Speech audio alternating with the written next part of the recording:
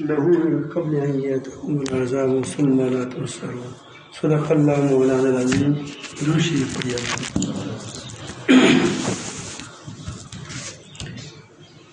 اس آیات کریمہ میں اللہ تعالیٰ نے گناہ گاروں کو بڑی تسلی دی ہے کہ اس دنیا میں اگر تم نے ایک آنسو بہایا اور اللہ کی طرف رجوع کیا تو وہ تمام گناہوں پر پانی پھیر دے گا. لیکن اتنی طویل عمر کے بعد بھی اگر واپس نہ آئے، اسی طرح گناہوں میں مشغول رہے، تو معلوم ہوا کہ تمہارے اندر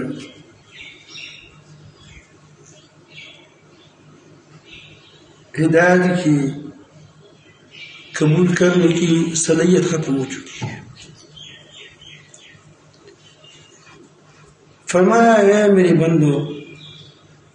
کون سی بندو؟ اے میری وہ بندو جنہوں نے اپنے نفس پر ظلم کیا ہے. گناہ کی وجہ سے انسان کسی پر ظلم نہیں کرتا. ایک گناہ کرو تو تمہارے بدن میں ایک کانٹا چبھ گیا، تم کو خود تکلیف ہوگی. دنیا میں یہ کانٹا پریشانیوں کی صورت میں آئے گا، دل پریشان ہوگا. آج کل کتنی ٹینشن ہے، ڈپریشن ہے. اس کے علاج عاملوں کے پاس نہیں ہے، یاد رکھو. اس کا علاج بادشاہوں کے پاس نہیں ہے. اس کا علاج کسی منصب کی پر نہیں ہے کہ آدمی کو کوئی منصب مل جائے، بادشاہ ہو جائے، وزیر اعظم ہو جائے، یا کوئی مالدار بن جائے، یا کوئی اور منصب ملے اس کو تو وہ کانٹا نکل جائے گا. وہ کانٹا نہیں نکلے گا. جو دل کی پریشانی کا کانٹا ہے وہ توبہ سے نکلتا ہے. انسان توبہ کرتا ہے تو یہ وہ کانٹا اسے نکل جاتا ہے.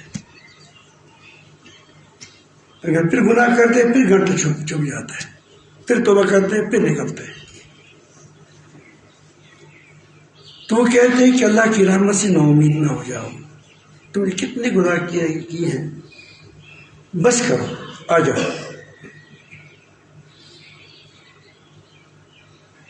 ہمارے بزرگوں نے لکھا ہے، غالباً انواع ابن القیم رحمۃ اللہ نے لکھا ہے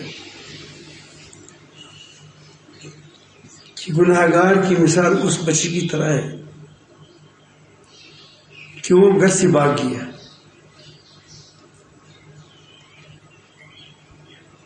ماں پریشان تھی،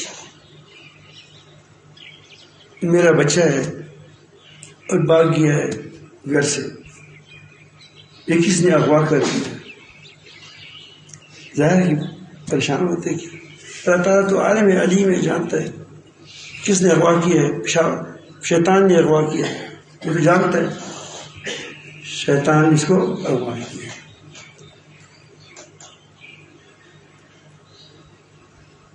تو یہ بچہ کہیں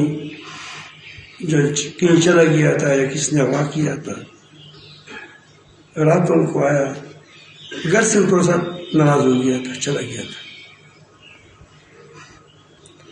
اب یہ دروازے کی چوکھٹ پر اس نے سر رکھا ہے. رات کو آیا، اس نے بس دیکھا کہ دروازہ بند ہے، دروازے پر چوکھٹ پر سر لگایا. اس کے چہرے پر گرد پڑی ہوئی تھی اور پریشان حال تھا. جب والدہ نے دروازہ کھولا تو دیکھا کہ بچہ دروازے پر سر رکھ کے بڑا اس کی دل دکھا، تو اس کو صاف صوف کر کے بچا تھا 2-3 سال صاف صوف کر کے اپنے گلے سے لگا دیا. تو وہ یہ بندہ اللہ تعالیٰ اتنا خوش ہوتا ہے جس طرح وہ ماں خوش ہو جاتی ہے کہ مجھے اپنا بیٹا مل گیا. ہم سب اللہ تعالیٰ کی مخلوق ہے، وہ ہمارا محتاج نہیں ہے. جس طرح ماں بیٹے کے محتاج نہیں ہوتے، یہ تو خود بھی تھوڑا سا محتاج ہوتے ہیں کیونکہ وہ کہتے بڑا ہو جائے گا، کیا ہو جائے، بڑا ہو جائے گا، مر جائے گی پہلے. یہ بھی تو ہو سکتا ہے. یہ اللہ تعالیٰ تو کسی کا محتاج نہیں ہے. وہ جب دیکھتا ہے کہ میرا بندہ شیطان نے اغوا کیا اور وہ شیطان کی بھی چل پڑا، ظاہر ہے کہ شیطان جہاں گرے گا تو آج یہ بھی گرے گا، تو اس کے واپس آنے سے بہت خوش ہوتا ہے، بشرطے کہ کوئی اچھی طرح واپس آ جائے. آپ نے دیکھا ہوگا اگر ایک آدمی جوانی میں باپ کو چھوڑ کر چلا جاتا ہے، جب کمزور ہو جاتا ہے پھر وہ آ جاتا ہے، باقی تمام عمر اپنی بیوی کو پیسہ دیتا ہے، باپ کو پیسہ نہیں دیتا، تو اس کو اس سے بڑی دشمنی ہو جاتی ہے. کہ اللہ تعالیٰ ایسی ذات ہے کہ تم جتنا بوڑھا ہو تمام بچپنا گناہ میں گزارا،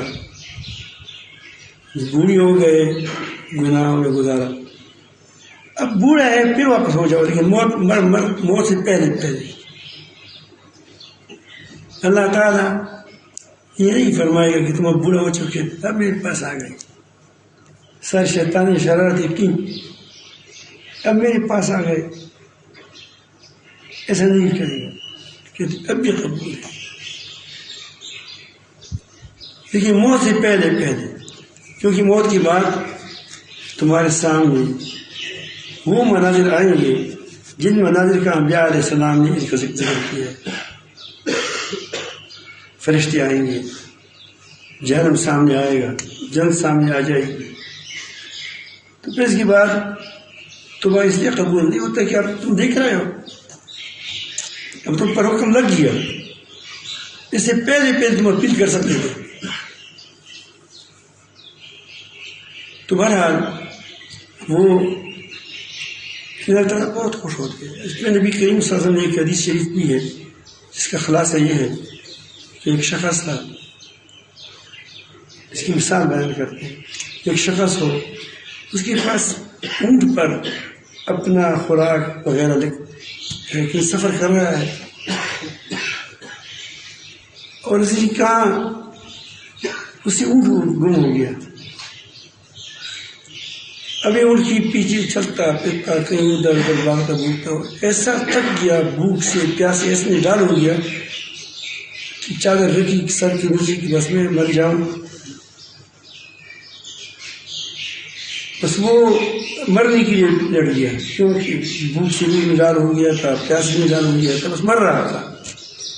اس اثنا میں اس کو وہ اونٹ اپنی معائے سامان کے سامنے آ گئی، وہ اونٹ آ گئی آپ کے سامنے. تو جب اس نے کھولا کہ اونٹ ہے جو گمشدہ اونٹ ہے، تو فوراً اس نے کہا کہ یار زبان خطا ہو گئی، تو میرا بندہ میں تیرا رب. یعنی یہ نہیں کہ یہ کہتا ہے کہ یا اللہ تو میرا رب ہے، میں تیرا بندہ ہوں، تو میرے پر کتنی مہربانی کی، مطلب اس کا یہی تھا. لیکن اب یہ اتنا خوشی کی وجہ سے اس کی زبان خطا ہو گئی. اللہ تعالیٰ خطا نہیں ہوتا، لیکن وہ کہتے ہیں کہ اتنا زیادہ خوش ہوتا ہے کہ بندہ جب اس کے پاس آتا ہے، انسان کے اللہ تعالیٰ کے پاس واپس آتا ہے تو اللہ اتنا خوش ہوتا ہے. اللہ تعالیٰ جب فرماتے ہیں، یہاں بھی فرمایا یا ایھا الذین آمنوا توبوا الی اللہ توبۃ نصوحا، اے میری بندو اللہ کی طرف رجوع کرو، توبہ کرو، لیکن توبہ ایسا ہو کہ وہ خالص ہو، جھوٹا نہ ہو۔ خالص توبہ کا مطلب یہ نہیں کہ انسان سے پھر خطا نہیں ہو جاتا، لیکن جس وقت توبہ کرتے ہیں اس وقت یہ نہیں کہ میں توبہ کرتا ہوں، جس طرح ہمارے یہاں نانواتی طرف لوگ جاتے ہیں،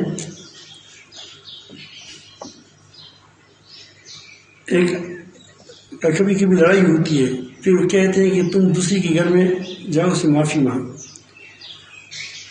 قوم والے کہتے ہیں، قوم کے ساتھ وہ ہوتا ہے راستے میں گالیاں بھی دیتی ہیں اس کو، میں کبھی اس کے پاس جاتا نہیں کہ مجھے قوم والے پھر ایسے ہیں پھر ایسے ہیں، تو یہ معافی خالص نہیں ہے، یہ معافی کیا ہے ویسے اوپر اوپر سے، خالص دل سے کہ اللہ میں مجرم ہوں، میں نے خطا کی ہے۔ یہ بھی نہیں کہ آدمی جیل میں چلا جائے، کہیں کہ اگر میں فلان غلط کام نہ کرتا تو جیل میں نہ آتا، اب وہ پشیمان ہے لیکن جیل کی وجہ سے پشیمان ہے، اللہ تعالیٰ کے لیے پشیمان نہیں۔ پشیمان تو ہے کہ میں نے کیوں کسی کو زخمی کیا، کوئی ایسا غلط کام کیوں کیا کہ میں جل گیا، لیکن دل میں ہوتا ہے کہ جب میں نکل جاؤں گا پھر بھی انشاءاللہ یہ کام ہمارا یہی ہے۔ وہ وکیل بھی پکڑ لیتا ہے کہ میں گنہگار بھی نہیں ہوں، معافی مانگتا ہوں، پھر آئندہ کبھی نہیں کروں گا، لیکن دل میں ہوتا ہے اس بدماش کو کون نہیں سنبھالے، تو اس کو یہ معافی نہیں ہے۔ اللہ تعالیٰ جو کہ دل سے کہے کہ میں نے رب کے گنہگار ہوں، میں نے خطا کی ہے، میں نے غلطی کی ہے، کسی سزا کی وجہ سے نہیں، پھر وہ سزا دے دے کہ میں سزا نہیں ملتی، تو پھر اس کے بعد انسان اگر غلطی ہوگی اللہ پاک پھر بھی معاف کرے گا، لیکن وہ خالص کا مطلب یہ ہوتا ہے کہ دل میں بالکل پکا ارادہ ہو کہ پھر آئندہ اس نہ نہیں کروں گا، اللہ مجھے اس بار معاف کر دے، پھر ہو جائے، پھر اس طرح معاف کروں۔ ایک بات کیا ہے کہ شرمندہ ہو جائے اپنے گناہ پر، کس کے سامنے؟ اللہ تعالیٰ کے سامنے شرمندہ ہو جائے، پہلی بات یہ ہے۔ دوسری بات یہ ہے کہ اس گناہ سے رک جائے کہ آئندہ گناہ نہیں کروں گا، دل میں ٹھان لے۔ چوتھی بات یہ کہ تیسری بات یہ کہ اگر اس نے کسی کا حق ضائع کیا ہو اور وہ حق والا زندہ ہو یا وہ حق کا ازالہ کر سکتا ہو تو اس کو وہ حق دلوا دے، اپنا حق دیا کرے۔ تو یہ تین چیزیں ہو تو اس کیا ہے؟ توبہ خالص ہے، کیا ہے؟ توبہ خالص۔ پھر اگر غلطی ہو گئی پھر ایسا کرے، پھر غلطی ہو گئی پھر ایسا کرے، لیکن ہو خالص، ہو خالص۔ اللہ تعالیٰ بہت مہربان ہے، فرماتے ہیں کہ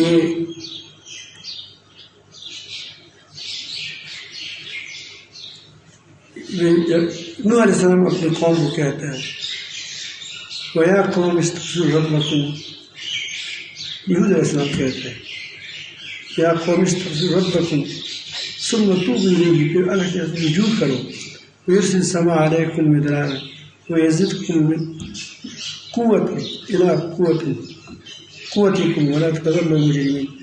تو اس میں بہت فائدے، اللہ پاک وقت پر بارش نازل فرمائے گا، اللہ تعالیٰ جل جلالہ ان کو بیٹوں میں برکت نصیب فرمائے گا۔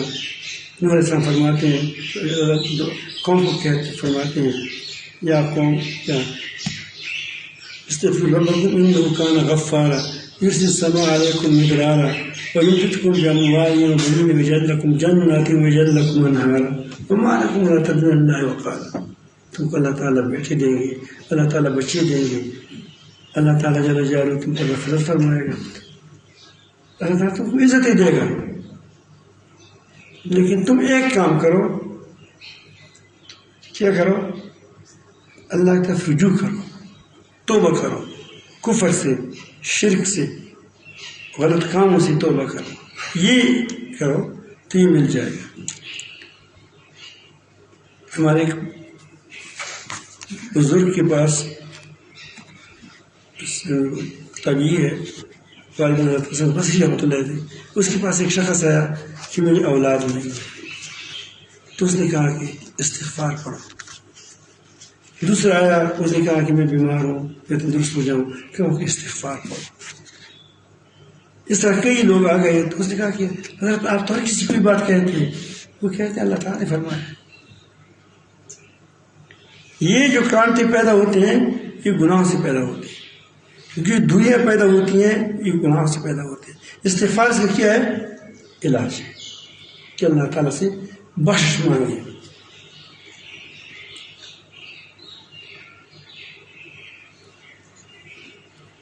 کہتے ہیں کہ من لزم استغفار، جس نے اپنے اوپر استغفار کو لازم کیا، جعل اللہ من کل ضیق مخرجا ومن کل ہم فرجا ورزقہ من حیث لا یحتسب.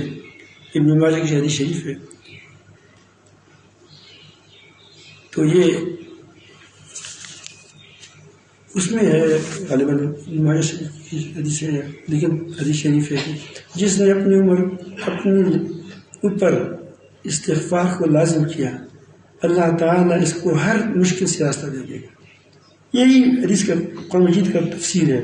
مَن يَتَّقِ اللَّهَ يَجْعَلْ لَهُ مَخْرَجًا وَيَرْزُقْهُ مِنْ حَيْثُ لَا يَحْتَسِبُ. ہر تکلیف میں، ہر تنگی میں راستہ دے دے گا، مخرج دے گا. اور ہر ہم سے وسوسے آتے ہیں، ہم آتے ہیں، اور فکر مندی آتی ہے، پریشانی ہوتی ہے، ہر پریشانی سے اللہ تعالیٰ اس کو ایک راستہ کھول دے گا. وَرَزَقَهُ مِنْ حَيْثُ لَا يَحْتَسِبُ.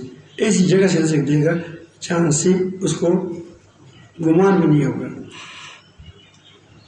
اس لیے فرمایا کہ تم اگر رونا نہیں آتا تو اللہ تعالیٰ کی رونے کی صورت بناؤ. کیونکہ بھی آدمی کے آنسو نہیں آتے، یہ ہوتا ہے. اور کبھی غم اتنا گہرا ہوتا ہے کہ آنسو نہیں آتے. یہ ہوتا ہے کہ آنسو خشک ہو جاتے. یہاں کے خشک ہیں، یہ رونا نہیں آتا. استاد محترم کہتے ہیں. تو یہ پھر وہ کہتے ہیں کہ رونے والوں کی صورت بناؤ. ایب کو رو اللہ کے سامنے، گر گراؤ. فَإِن لَمْ تَبْكُوا، اگر تم کو رونا نہیں آتا، فَتَبَاكُوا، تو قصداً رونے کی صورت بناؤ.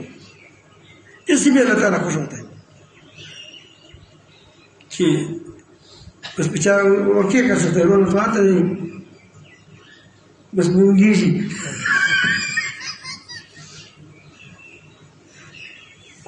تو رونے والوں کی صورت بناؤ.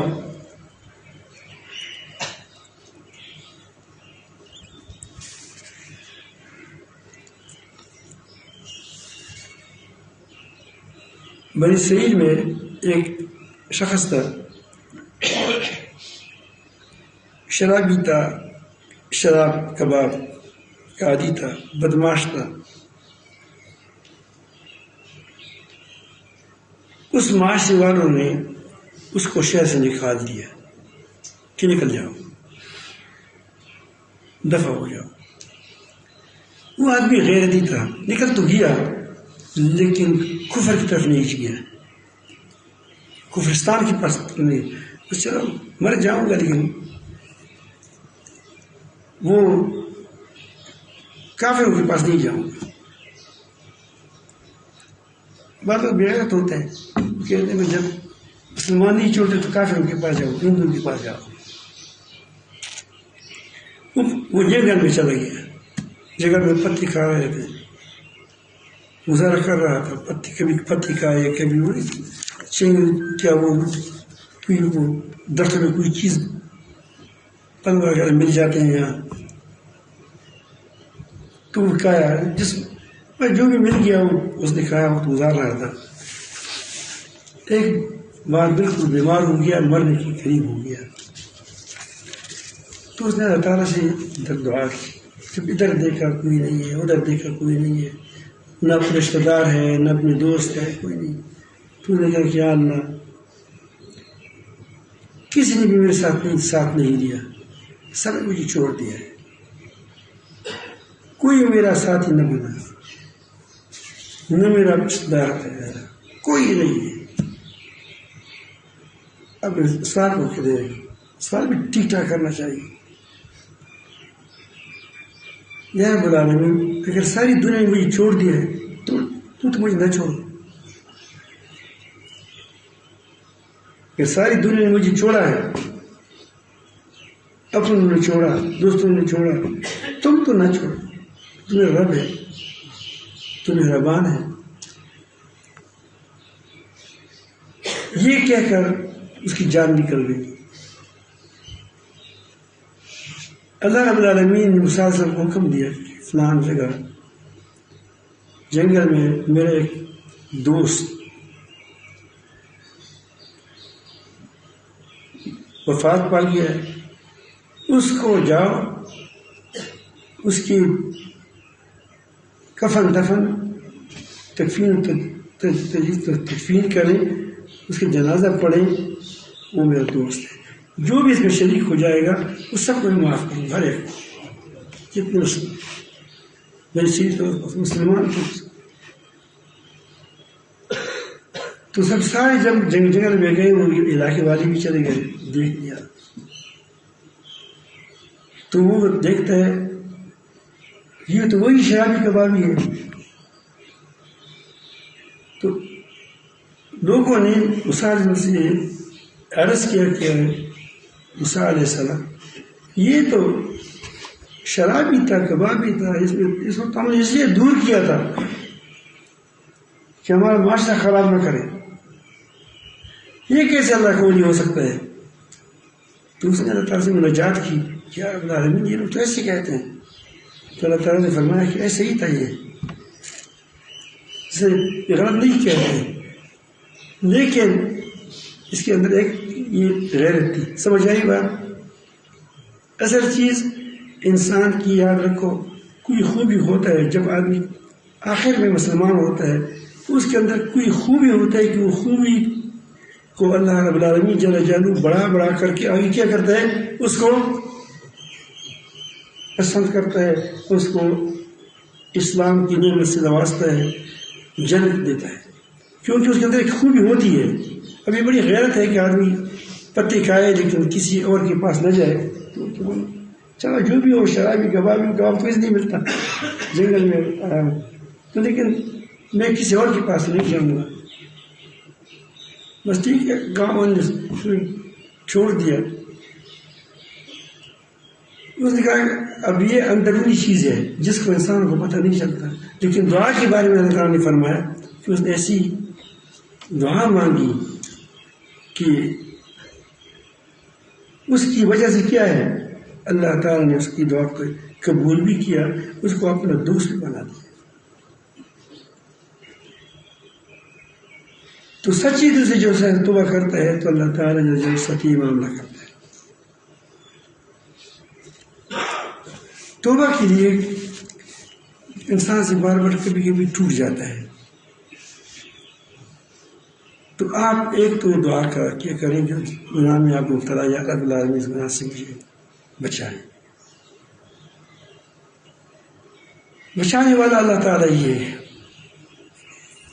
اللہ تعالیٰ نہ بچائے تو کوئی آدمی نہیں بچ سکتا. بہت بڑے بڑے بزرگ بڑا بابو جو ہے مشہور بزرگ تھا، لیکن جب اللہ تعالیٰ کی گرفت میں آ گیا پھر اس کو وہ بزرگی بچا سکی. اللہ تعالیٰ گمراہ ہو گیا، اور مجید میں اس کا ذکر بھی آیا ہے. یہ بہت سے لوگ ایسے ہوتے ہیں کہ دیندار ہوتے ہیں بظاہر، لیکن کوئی غلطی اس کے اندر ایسی ہوتی ہے، شقاوت، یا بے وفائی یا کوئی ایسی سنگ دلی کہ وہ بیماری اس کے اندر پلتی ہے پھولتی ہے پلتی ہے پھولتی ہے، بالآخر وہ بیماری کیا ہو جاتی ہے، اس پر چھا جاتی ہے اور وہ بدبختی بد نصیب ہو کر چلا جاتا ہے۔ وجہ کیا تھی کہ اندر سے اس کے اندر ایک ایسی مرض تھا جو بڑھتا گیا بالآخر پوری وجود کو مسموم کر دیا، زہریلا بنا دیا۔ اللہ تعالیٰ بچائے، اللہ تعالیٰ بچائے، اللہ تعالیٰ بچائے۔ کبھی ایسا انسان کے اندر ایک ایسی خوبی ہوتی ہے جو زبردست خوبی ہوتی ہے، بڑھتے بڑھتے ایک وقت ایسا آ جاتا ہے کہ وہ اتنا اس پر چھا جاتا ہے کہ وہ تمام خرابیوں کو کیا کرتا ہے، پھینک دیتا ہے، تو تباہ کرتا ہے۔ صحابہ کرام میں بھی کچھ ایسی تھے، عمر فاروق رضی اللہ عنہ تلوار لے کر نبی کے پاس جا رہے تھے، لیکن پھر تلوار لے کر کہا کہ کوئی سامنے آ جائے میں دیکھوں گا، نماز ہم جاری پڑیں گے۔ صحابہ کرام میں تو اکثر یہی تھے کہ مخالفین میں سے تھے، لیکن اللہ تعالیٰ نے کیا کیا، اس کو ہدایت، اس کے اندر کوئی ضرور یا سچائی ہوتی ہے یا کوئی مہربانی ہوتی ہے کہ وہ ایسی چیز ہوتی ہے جو اللہ کو پسند ہوتی ہے، وہ چیز، اس چیز کو جب بڑھتا ہے آ جاتے ہیں، وقت آ جاتے ہیں آدمی کے اندر انقلاب آ جاتا ہے۔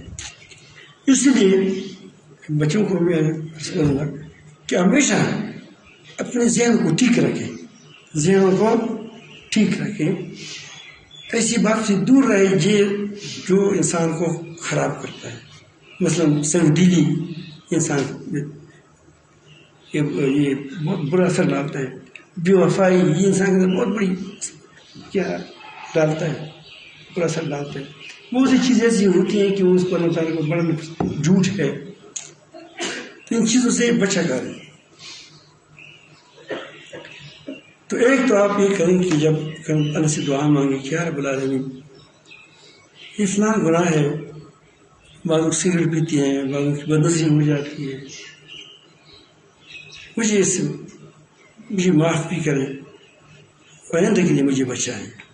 دل سے کہے کہ میں آئندہ میں نہیں کروں، جب بھی کوئی بدنظری کا موقع ہو وہاں میں آنکھوں کو چھپا کے نیچی کروں گا اور اللہ تعالیٰ کی رسول کی ہدایت پر عمل کروں گا۔ یا کوئی اور بیماری ہے، روحانی بیماریاں تو بہت ہیں، مثلا آپ کی غیبت ہوتی رہتی ہے، کسی کی بڑا طبیعت خراب ہے، جب اس کا نام آ جائے تمہارا دل خواہ خراب ہو جاتا ہے۔ وہ کہتے ہیں اس کے پیچھے سے کچھ خام بڑا سے نکالنا چاہیے، لیکن نہ نکالے تو بیمار ہو جاتا ہے۔ یہ تمہارا مجاز ہے، کسی کو کیا کرو، اس کو پکڑ۔ تو یہ پہلے دعا کرے کہ یا رب العالمین یہ جو غلطیاں میرے اندر ہے نکال دی مجھ سے، جو مجھے پتہ نہیں وہ بھی نکال دی۔ دعا ہو گئی، پھر پکا ارادہ کرے کہ انشاءاللہ میں آج کوئی گڑبڑ نہیں کروں گا۔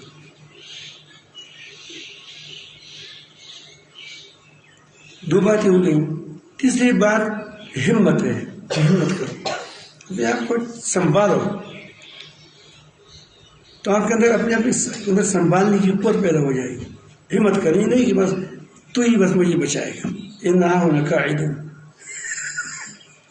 تو اور خدا لڑو اور ہم تو یہاں بیٹھے رہیں، ایسا نہیں۔ آپ کوشش کرو، ہمت کرو۔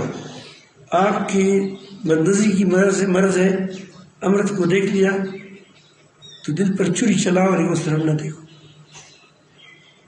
تو یہ اس چوری کا زخم تو دل پر لگے گا، بدنظری سے جو آپ نے بچایا میں نے اس کو نہیں دیکھا دوبارہ، لیکن اس کے اندر سے اللہ تعالیٰ ایک اور چیز نصیب فرمائے گا، اپنی حلاوت، ذکر کی حلاوت نصیب فرمائے گا۔ اللہ تعالیٰ آدمی کو یوں نہیں چھوڑتا، کچھ دیتا ہے.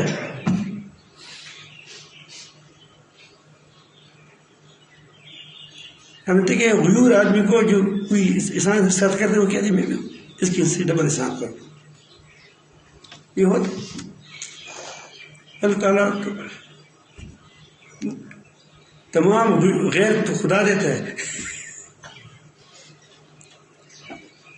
تمام مخلوقات سے زیادہ غیور ہے. تو کیسے آپ کو چھوڑے گا؟ انشاءاللہ نہیں چھوڑتا، لیکن آپ ایسا کریں کہ آپ اسے مانگیں، دعا کریں یا اللہ مجھے اپنی رحمت کی گود میں لگی، اور کوشش بھی کریں. جب اللہ تعالیٰ دیکھتا ہے کہ دیکھو یہ میرے لیے کوشش کرتا ہے، میرے لیے یہ اپنے آپ کو سنبھالتا ہے، تو اللہ تعالیٰ کو اس کے اندر رفتہ رفتہ آہستہ آہستہ قوت اس کی بڑھاتا ہے.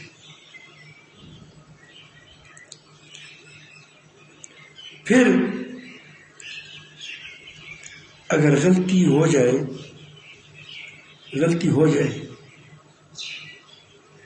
تو استغفار بھی کریں اور اپنے اوپر کچھ لازم بھی کر دیں کہ میں 40 رکعت نفل پڑھوں گا، جلدی آرام سے 20 رکعت نفل پڑھوں گا. اگر آپ کے ساتھ پیسے بہت ہیں تو نفل پڑھا کریں. اگر خوار ہو پھر کہو کہ میں روپیہ دوں گا، تاکہ کیونکہ مالدار آدمی تو فوراً پیسہ دے گا. ایک آدمی ارب پتی ہے، وہ گناہ کرے، اس کے لیے 100 روپے کیا، 1000 روپے کیا، وہ دے دے گا. لیکن ایک آدمی 10 پتی ہے، 10 روپے وہ اپنے پر جرمانہ لگائے 50 روپے، تو کیا ہو جائے گا؟ تو جان نکل جائے گی. تو لگا کے 50 پتی 100 پتی اتنے ہوتے ہیں. تو کچھ جرمانہ لگائیں، مالی بھی لگائیں، جانی بھی لگائیں. آپ قرآن مجید کو دیکھیں، شریعت کو دیکھیں. تم نے قسم کھائی تو کیا کہا کہ غلام آزاد کرو یا کیا کرو؟ 3 روزے رکھو، نہ وہ 10 آدمیوں کو صبح شام کھانا کھلاؤ، یا روزے رکھو. 3 سے 1 کرو. یہ دراصل جرمانہ ہے، گویا جرمانہ ہے. قابو کر لے. روزہ توڑ دیا، روزہ رکھا ہے آپ نے، کیا کہ میں روزہ رکھوں گا، تو پہلے اتنا نفس غالب ہو گیا کہ قصداً روزہ توڑ دیا. اتنا بڑا نفس جب غالب آ جاتا ہے کہ اس کو پتہ ہے کہ فرض روزہ ہے، یہ مجھے رکھنا ہے، اور اس پر اتنا نفس غالب ہو گیا کہ اس نے کیا کہ اس روزے کو توڑ دیا. اللہ تعالیٰ فرماتے ہیں کہ غلام آزاد کرو. غلام نہیں آزاد کر سکتے تو 2 ماہ مسلسل روزے رکھیں، درمیان میں ایک ناغ بھی نہ کریں، کہ تاکہ آپ کے نفس پچڑ جائے، پتہ چلے. تو ایسا ہے نہیں. اسی طرح اپنے اوپر یہ نہیں کہ شرعاً فرض ہوگا آپ پر، شرعاً نہیں، لیکن اپنی اصلاح کے لیے اپنے اوپر لازم کریں کہ میں کیا کروں گا، میں پھر یہ کروں گا، 3 روزے رکھوں گا. صبر، تم بدنظری باز نہیں آتے، اب میں کیا کروں گا؟ تم نے بدنظری کی تو کل روزہ میں رکھوں گا، اگر پیر کا دن نہ ہو،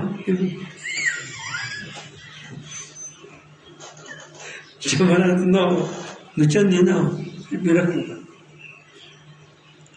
اگر اتوار کو کیوں گئی تو کل تو پیر اتوار ویسے رکھتی ہے، تم روزے تو منگل روزہ رکھو گا.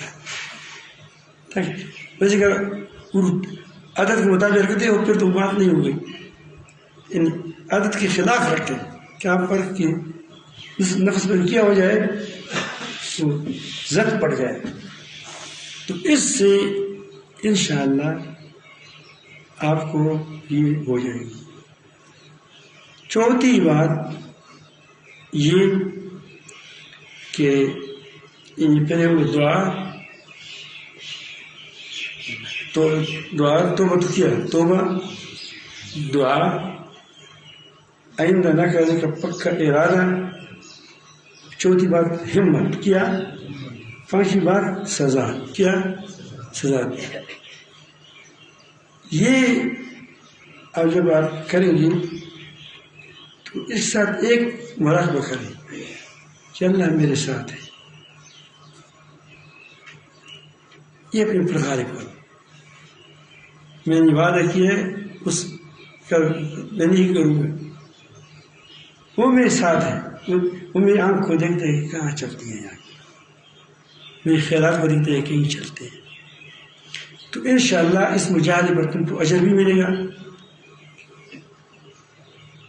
اگر غلطی ہو گئی اللہ پاک معاف کرنے والے خود اللہ فرماتے ہیں معاف کرنے والا ہوں. لیکن ٹکی نہ کریں, جھوٹ کا توبہ نہ کریں, توبہ سچا کریں. آگے غلطی ہو جاتی ہے. اگر دن میں 5 بار غلطی ہو جائے نا تو 5 مرتبہ سچی توبہ کریں.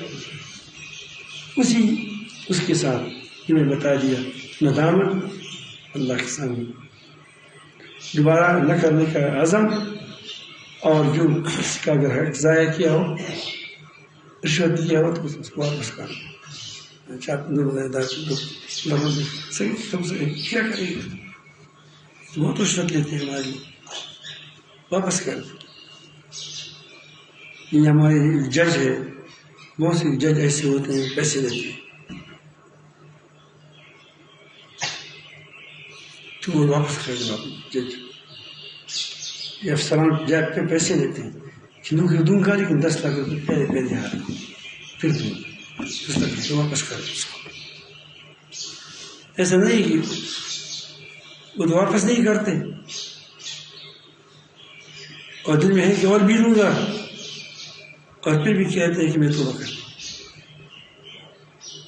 کسی کا دیوار آپ توڑ رہے ہو کہ دیوار مت توڑو اور میں مانوں گا, وہ کہتے ہیں معاف کرو معاف کرو. کیونکہ اس دیوار کو توڑتا رہتا ہے, تم اس کو معاف کرو گے تو تمہارا مذاق اڑاتے ہو. تو اس لیے کہتے ہیں کہ بعض لوگوں کے استغفار کو استغفار سے استغفار کرنا چاہیے. کہ استغفار کرتے کرتے کیا کرتے ہیں, گناہ میں مشغول رہتے ہیں. معاف کریں, میں تو ایسا کرتا ہوں, معاف کریں. یہ تو آپ یہ مذاق اڑاتے ہیں. تو مذاق نہ اڑائیں. انشاءاللہ اللہ آپ کو توبہ بھی قبول فرمائے گا, آپ کو ہمت بھی پیدا ہو جائے گی. آپ کو اللہ تعالیٰ صالح آدمی بنائے گا. اللہ تعالیٰ سب کو صالح بنائے گا.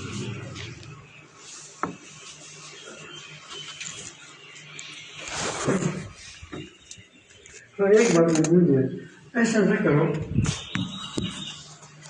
بات لوگ ایسی کرتے ہیں کہ یہ چند گناہ کرتا ہوں نا پھر میں توبہ کروں گا.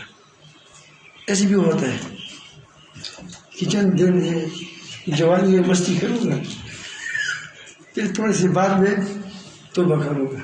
ایسے آدمی کو توبہ کی توفیق نہیں ملتی.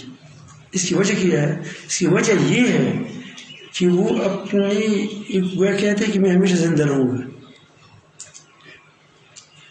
اور وہ ایک جرت کرتا ہے کس پر؟ گناہ پر.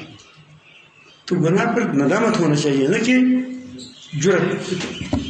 وہ ایک تو گناہ ہے, ایک آپ اس پر جرت کرتے ہیں تو کر کے کروں گا پھر اس کے بعد توبہ کروں گا. پھر کروں گا کیا ہوگا؟ آپ اس سے پہلے میں مر جائیں.